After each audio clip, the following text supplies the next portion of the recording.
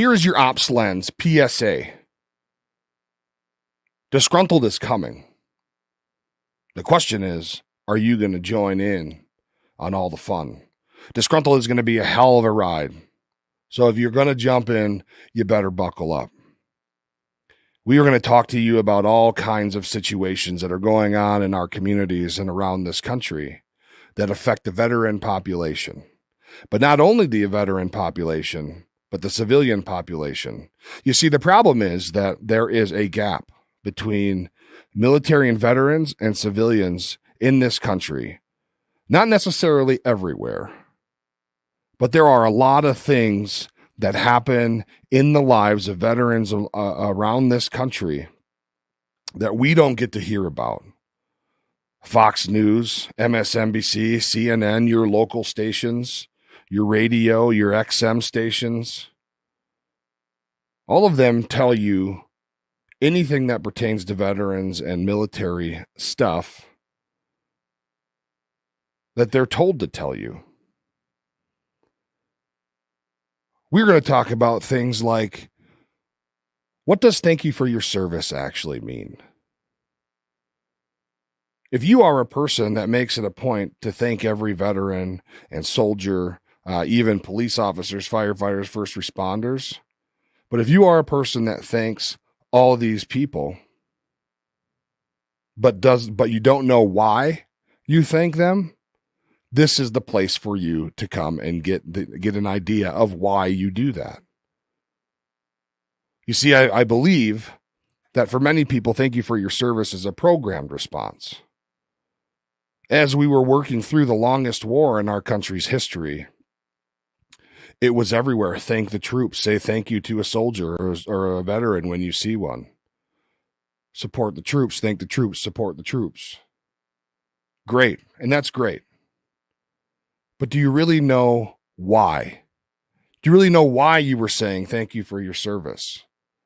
Do you really know why you appreciate that man or woman standing in front of you that at one point in their life walked into a recruiter's office, put the right hand up in the air, and swore an allegiance to this place, to this land, to this country, to you? And then had the fortitude to go ahead and write out a signed check for the cost of their life, if necessary. Men and women who took a knee and hugged their children and kissed them goodbye, not knowing if they were ever going to see them again. Those are the people that you're thanking. And the question is why? And so here on this show, we hope to be able to give you an idea of why, and then let you find out your why. And maybe you know already, and that's fantastic. But I believe that a lot of people don't. We're going to talk about things like, what does the flag really stand for? I recently saw a pretty long commercial for the Wounded Warrior Project. Now, the Wounded Warrior Project, in my opinion, does some pretty cool things for veterans and their families. Some people in their higher echelons of leadership are a little less than desirable, but you kind of get that.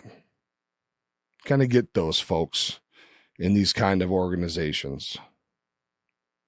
But in this commercial, every veteran that they interviewed who takes part in their programming, and of course, they're the most severely wounded ones. You see images of burned soldiers, amputees, disfigurements, all kinds of issues from their service. But in all of these little short interview clips that they show in the commercial, you see an American flag in the background. And rightfully so. And it got me thinking, what does the flag really stand for? You know, you get a lot of people and you hear a lot of conversation that says that the flag stands for racism and the inability for us to support one another. Stands for hate. And so maybe that is true for some people. But I'm here to tell you that for the men and women that were in this commercial, for me, for people like Jason and many others that I know, the meaning of that flag is the complete opposite. And for them, for these people, these veterans in the commercial, the meaning of the flag was very real, and it still is. And although we can say that we fought and we sacrificed for the idea of that flag, and also for the idea that you hate it if you are one of those people, that's not enough.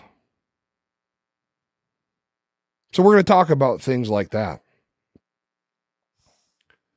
This is why we are here. Our government, for example, has been talking for years and years and years about the extraordinary lengths that they're going to make a difference in the lives of veterans. And what I will say is they have done some of that.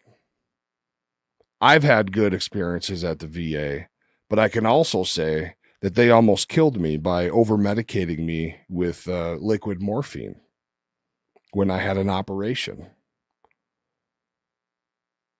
The frontline workers at VA facilities are usually amazing, but it's the slimy people up top, the ones that make the rules, the ones that make promises to further their own careers and line their pockets. These are the things that we're going to talk about on Disgruntled.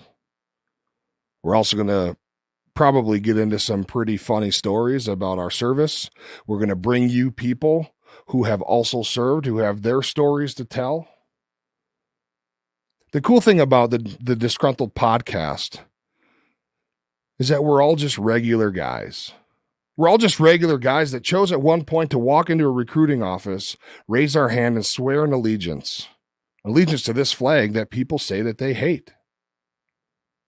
Because for us, the idea of the flag and what it stands for is very real.